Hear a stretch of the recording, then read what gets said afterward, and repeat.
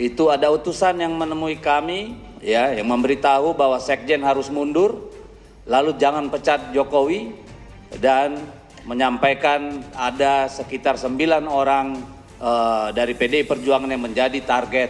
Harusnya disebutkan siapa, itu loh biar jelas.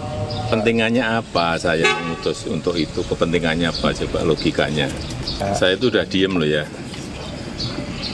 Difitnah saya diem, dicela saya diem, dijelekan saya diem, dimaki-maki saya diem. Saya ngalah terus loh, tapi ada batasnya.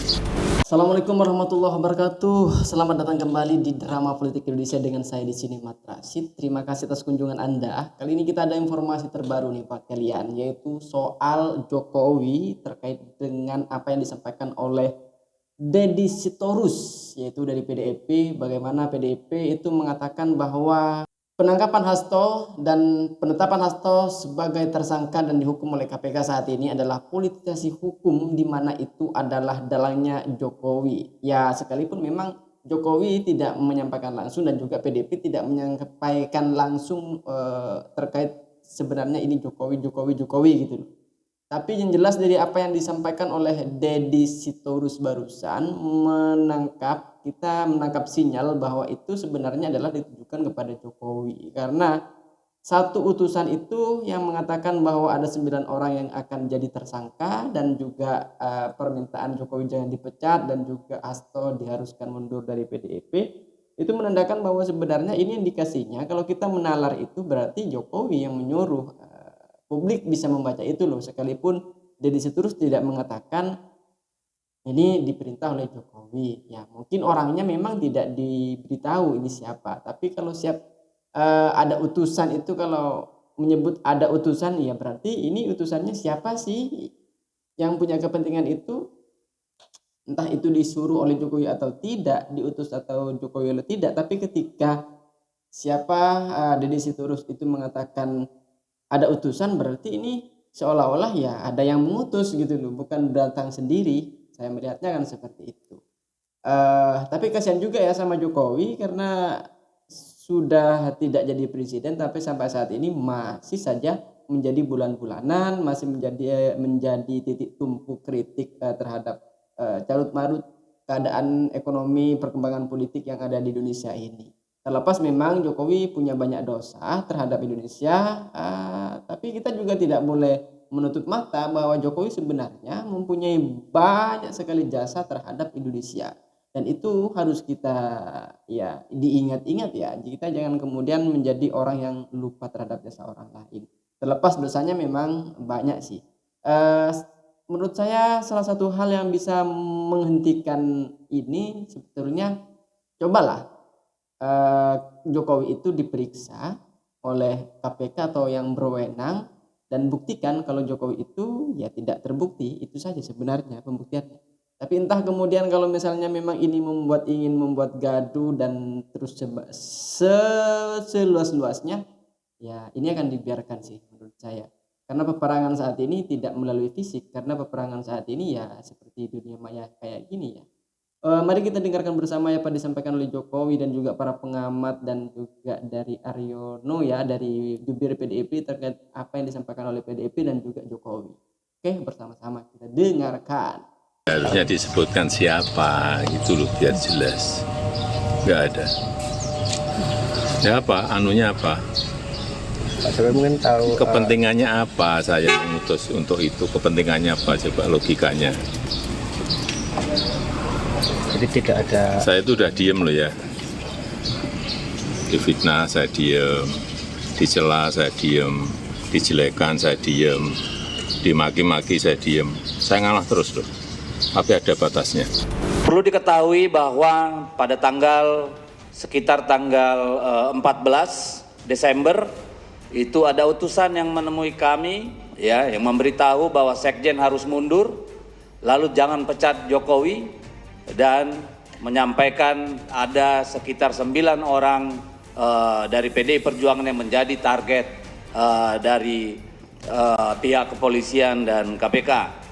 Jadi itulah salah satu dan itu disampaikan oleh orang yang sangat berwenang. Booming Bang ternyata pernyataan dari Joko Widodo begitu ya, berkaitan dengan ternyata ini direspon serius begitu oleh Jokowi. Sebenarnya Anda sendiri menanggapinya bagaimana? Mbak Tiara, kalau kita melihat ini belum pernah Pak Jokowi itu segeram ini gitu. Reaksinya begini gitu ya? Reaksinya seperti ini gitu. Oke.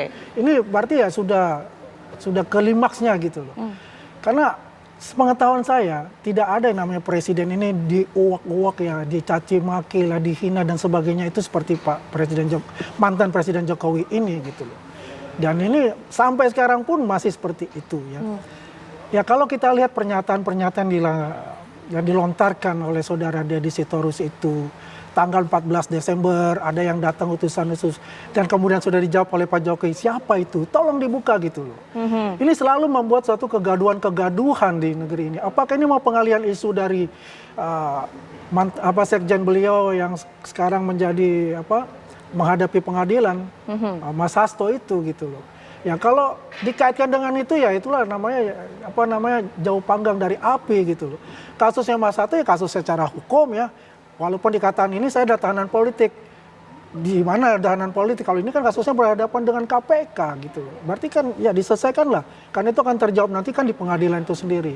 Kenapa jangan dikaitkan lagi dengan ini? Wah ini Jokowi bermain seperti ini. Ya ada utusan khusus jangan sampai Pak Jokowinya itu adalah dipecat ya. Ya kemudian dikaitkan itu Pak Hasto harus mundur gitu. Kalau enggak terjadi sesuatu lah misalnya Mas Hasto itu seperti itu. Ya tidak seperti itu gitu. Ya kalau saya sih dalam anak muda bilang katanya lebay banget loh. Lebay? Ya lebay banget loh kan gitu. Lontarkan oleh PDI Perjuangan yang mungkin barangkali berseberangan dengan statement dari Pak Jokowi begitu ya. Mengapa yang kali ini yang begitu memunculkan reaksi geram, reaksi marah nampaknya dan seakan tidak akan tinggal diam akan hal ini? Ya kalau kita lihat kan kalau kemarin beliau masih presiden gitu loh. Dia kan masih melihat ya menjagalah itunya. Sekarang kan dia bukan presiden lagi, rakyat biasa gitu. Kita kalau sudah rakyat biasa nih, oke lah kalau diri kita nggak apa-apa. Kalau terus keluarga kita diuak-uak gitu, difitnah seperti itu, pasti akan timbul lah sebagai kepala keluarga itu merasa kita ini, wah ini kenapa seperti ini? Saya kan sudah tidak lagi sebagai presiden kok masih seperti gini gitu. Ya ini saya sebagai mempunyai hak sebagai rakyat ya pasti akan saya perjuangkan untuk ini. Apakah lewat hukum atau dengan lain sebagainya. Jelas itu. Baik, saya ke Mas Eno. Mas Eno, ternyata reaksi Pak Jokowi begitu serius dengan apa yang sudah disampaikan oleh Bang Deddy Sitorus beberapa waktu lalu. Tanggapan Anda sendiri bagaimana? Saya waktu itu juga kebetulan sedang tidak di Jakarta, jadi saya ikut dari rekaman YouTube. Nah, di situ kita bisa mendengar sebetulnya yang disampaikan oleh Bang Deddy itu sebenarnya jelas kok.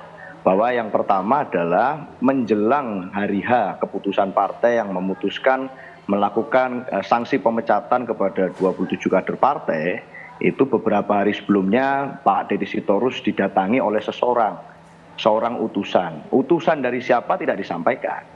Lalu di situ disampaikan bahwa orang itu mengatakan bahwa mengingatkan agar tidak melakukan beberapa hal-hal tertentu yang berkaitan dengan sepenuhnya kedaulatan partai. Soal sanksi, soal pemecatan, soal teguran atau apapun itu kan urusannya dengan organisasi internal PDI Perjuangan. Tetapi orang ini itu kemudian mengingatkan Pak Deddy Sitorus untuk tidak melakukan langkah-langkah tersebut. Sehingga dalam konteks ini, hal ini tentu saja menjadi suatu perhatian. Karena kenapa? Pertama, jangan pecat, kalau katanya Bang Deddy ya, jangan pecat Pak Jokowi. Lalu kemudian misalnya ada lagi Pak Sekjen Hasto Kristianto harus mundur. Itu kan pesan-pesannya seperti itu yang disampaikan oleh orang ini. Yang sampai sekarang juga belum tahu betul orang ini siapa, lalu utusannya ini yang mengutus siapa. Ini semuanya masih di ranah statement yang kemudian belum ada klarifikasi. Nah, dalam hal ini artinya tidak ada yang menuding Pak Jokowi secara langsung. Bahkan Bang Deddy sekalipun tidak menuding Pak Jokowi secara langsung. Tapi memang bahwa orang itu datang menemui Pak Deddy, itu adalah pengalaman subjektif yang dialami oleh Bang Deddy. Dan secara politik itu buat Bang Deddy mengganggu. Bagi kedaulatan partai, bagi kedaulatan politik partai, bagi Bang Deddy sendiri. Dan setelah kita cross-check, ternyata Bang Deddy sudah menyampaikan secara tertulis apa yang menjadi hasil pertemuan itu kepada partai. Dan rasa-rasanya nanti di waktu yang tepat juga pasti akan beliau sampaikan kok ini orangnya siapa. Itu Mbak Tiara. Jadi sebenarnya Bang, kalau tadi memang kita dengar sama-sama Pak Jokowi ini meminta untuk dibongkar identitasnya, disebutkan namanya. Ini internal partai dari PDI Perjuangan sendiri tidak semuanya mengetahui siapa sebenarnya sosok ini? Hanya Bang Deddy Sitorus pasti. saja? Pasti yang tahu adalah Bang Deddy Sitorus, dan itu sudah disampaikan secara tertulis kepada pimpinan partai. Tapi tentu tidak untuk semua, karena ini suatu percakapan yang saya rasa menyangkut seorang figur penting yang kalau meminjam istilah Bang Deddy itu punya otoritas gitu, dan kemudian menyangkut hal yang sangat sensitif berkaitan dengan kedaulatan partai gitu. Nah, di dalam statement itu kan sebenarnya jelas ada utusan yang datang ke saya menyampaikan poin 1, 2, 3. Nah, utusannya dari mana, utusannya siapa kan tidak disampaikan loh. Maka sekarang kita jangan baper dulu, jangan kita marah-marah dan emosi dulu, santai saja. Ini masih bulan puasa, kita sama-sama tahan dan lebih baik mendengarkan dengan utuh apa yang menjadi statement sebelum kita menanggapi. Baik, gitu, Mbak. saya meminta tanggapan dulu ke Bang Andi begitu ya sebelum ke Bang Hensat nanti. Ternyata nggak mengarah ke Pak Jokowi juga kok, internal PDI Perjuangan juga nampaknya nggak menyasar ke satu pihak, terutama Pak Jokowi begitu. Ini bisa dikatakan nggak sih kalau jangan baper dulu deh, ini respon-respon dari mungkin relawan Jokowi atau mungkin juga Pak Jokowi sendiri? Gimana Ya, Bang? Itu kan kalau Mas Eno kan itu Mas udah katakan, saya juga nggak tahu tuh seperti apa gitu kan. Ya artinya kan nggak semua bahwa elit politik yang di PDIP itu mengetahui itu. Tapi kan kita bisa lihatlah dari statement-statement beberapa sebelumnya dan seterusnya itu selalu kok mengatakannya kayak ibaratnya ini musuh bersama itu Jokowi gitu loh. Ya kan semua kan diarahkan ke situ semua gitu loh. Ya itu hal yang biasa lah ya. Kalau menurut saya kalau misalnya sebagai seorang presiden dan mantan presiden pun ya berbeda pandangan dengan partainya itu biasa kan begitu. Habis manis sepadi buang ibaratnya seperti gitu kalau kata pepatah ya. Tapi pada intinya adalah apa yang dikatakan Mas Eno ya saya setuju ya, kita cooling down lah, kita bulan puasa ini kita ayo sama-sama kita perkuat silaturahmi gitu kan ya. Ya kita fokus sama ibadah gitu. Ya udahlah jangan ada fitnah-fitnah lagi kayak gitu loh. Ya kan? Ya kita fokus gitu loh. Ya Pak Jokowi juga nggak kemana-mana, kok sudah mengatakan siapa sih itu orangnya gitu loh. Saya juga seperti siapa ini kayak teka-teki terus. Ibaratnya seperti ya dokumen yang dibawa ke Rusia itu jadi teka-teki juga kita sampai sekarang ini kan. Buka aja gitu loh. Dia udah mengatakan ke Pak Jokowi seperti itu. Oke, baik. Bang Hensat, ini kalau dari pandangan Anda apa yang bisa dibaca begitu ya dengan statement Pak Jokowi yang nampaknya kita tidak pernah melihat sosok Jokowi Dodo ini melemparkan saya nggak main-main, saya menggambarkan bahwa kesabaran saya sudah habis, kesabaran ada batasnya begitu, seperti apa? Ini kan ada proses komunikasi sebetulnya Tiara ya. Dalam proses komunikasi itu ada noise namanya, gangguan-gangguan.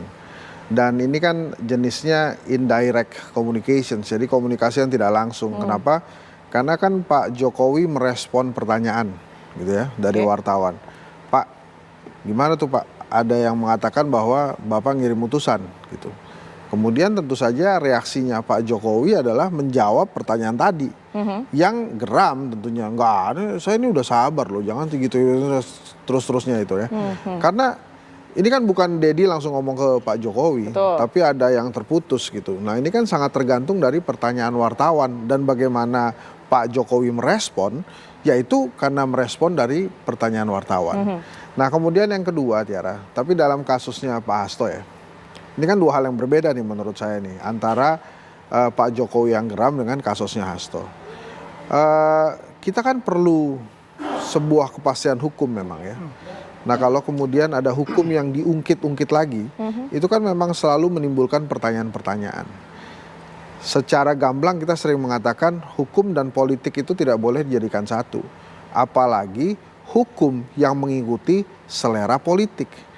Kalau hukum mengikuti selera politik, akibatnya aparat hukumnya berpolitik. Kenapa takut diapa-apain kan?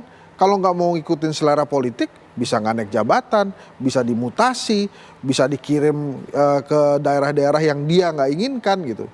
Nah itu kan yang terjadi dari satu kasus ini. Nah kemudian yang ketiga yang ingin saya sampaikan, memang sebaiknya kita menempatkan presiden kita, mau ke-5, ke-6, ke-7, ke-8, yaitu sebagai presiden gitu.